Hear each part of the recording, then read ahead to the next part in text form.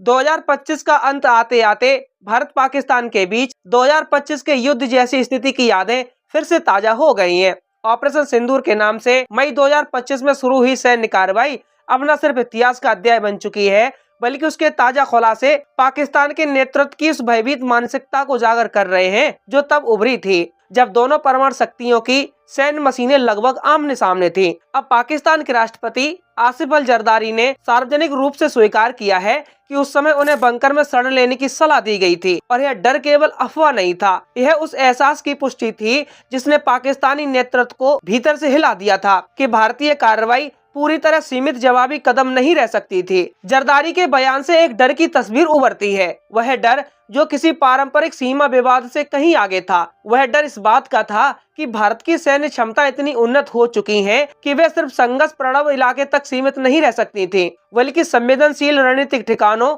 और राजनीतिक केंद्रों तक पहुंच सकती थी। यह डर पाकिस्तानी सेना प्रमुख आसिम मुनीर सहित शीर्ष रक्षा नेतृत्व के मन में गहराया हुआ था और इसका प्रत्यक्ष प्रभाव उस दौरान राजनीतिक और सैन्य निर्णय प्रक्रियाओं पर देखा गया था। मामला सिर्फ दो शब्दों या बयानबाजी का नहीं रहा। इसी साल के अंत में पाकिस्तान ने भारत के ऑपरेशन सिंदूर के दौरान 36 घंटों में लगभग 80 ड्रोन हमलों का सामना किया और पाकिस्तान के उप प्रधानमंत्री और विदेश मंत्री इसाक दार ने खुद स्वीकार किया है कि नूर खान एयरबेस को गंभीर नुकसान हुआ, जो रावलपिंडी का एक प्रमुख सैन्य आधार है। यह स्वीकृति उस रणनीतिक प्रभाव का सबूत है जो भारत के आधुनिक युद्ध तकनीक ने पाकिस्तान की वायु रक्षा और सैन्य स्थिरता पर डाला था। ये रिपोर्ट केवल संख्या नहीं है, ये संकेत है कि आज के आधुनिक युद्ध में ड्रोन, सटीक मिसाइल तकनीक और मल्टी डोमेन ऑपरेशन जैसे साइबर, इलेक्ट्रॉनिक युद्ध और इंफॉर्मेशन ऑफ कितनी तेजी से स्थिति बदल सकते हैं। उन दिनों सिर्फ पारंपरिक टैंकों या जमीनी सेनाओं की नहीं, बल्कि हवाई, इलेक्ट्रॉनिक और सूचना युद्ध की तैयारियों की भी परीक्षा चल रही थी।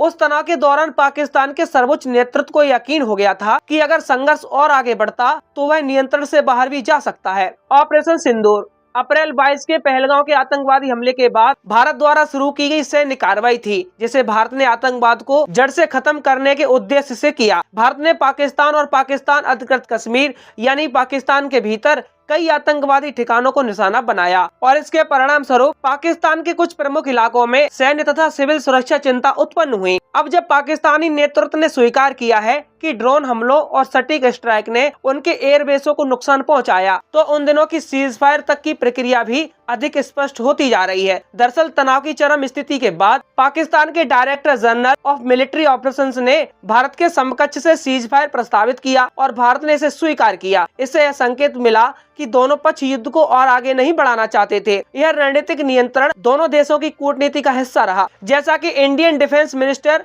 और सेना के उच्च अधिकारियों ने बार बार स्पष्ट किया, भारत की यह कार्रवाई मापी, नियंत्रित और संतुलित प्रतिक्रिया थी। इसका उद्देश्य केवल आतंकवादी संरचनाओं को निशाना बनाना था, न कि बड़ा युद्ध खड़ा करना। लेकिन पाकिस्तान की स्वीकृतियां और उसके बयान यह दिखाते हैं उस सीमा पर तकरीबन पूर्ण युद्ध के डर और रणनीतिक तनाव ने पाकिस्तान की सैन्य और राजनीतिक सोच को प्रभावित किया। उस दौरान सोशल मीडिया और डिजिटल प्लेटफॉर्म पर भी गलत सूचना और झूठी रिपोर्ट की भरमार थी, जिससे आम जनता के मन में भय और भ्रम फैलने की कोशिशें हुई। कुछ वीडियो और दावे वायरल हुए, जिनमें से कई पूरी तरह काल्पनिक साबित हुए। ये डिजिटल युद्ध की एक और परत थी जो दोनों पक्षों की हिंसक खबरों के साथ सुरक्षा और आतंकवाद की वास्तविकता को मिश्रित कर रही थी।